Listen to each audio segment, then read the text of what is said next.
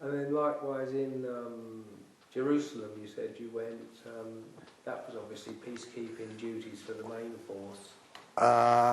Well, really, although again we didn't, there was the Palestine police, of course, who were the civilian powers there. The military were there, of course, to stop, again, vulnerable points getting attacked by the Israelis. The difficulty of Greece was, when we first went there, I think you were allowed out in twos, armed at all times, and eventually, I think you had to go out in fours.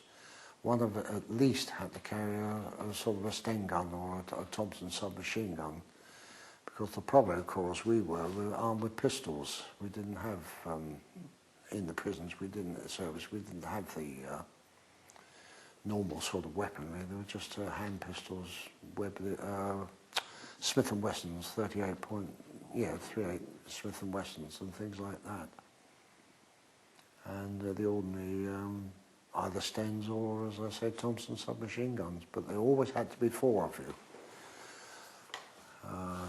to go walking out into the old town. Now, in the old town, you always felt reasonably comfortable because it was mainly, at that time, mostly Arabic. And the Arabs were sort of fairly friendly towards us, where the Israelis were getting a bit stroppy with us. But of course, if you go back to 1937, it was the other way round. It was the Arabs that were giving us stick, and the Israelis were friendly towards us. Very peculiar political situation there, of course. But of course, the mandate was given to us in 1919, wasn't it?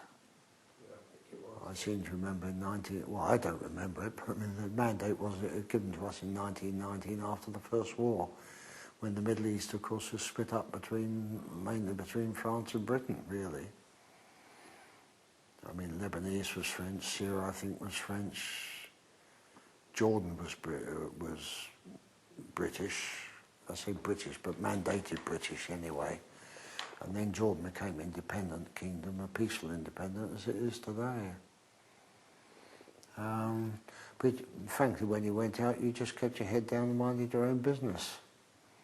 There were various YMCAs in the town, in the city of Jerusalem itself, where they're quite well guarded, so you could go in there for a cup of tea or a cup of coffee and a cake and all the rest of it. But you didn't spend time out in restaurants or anything like that.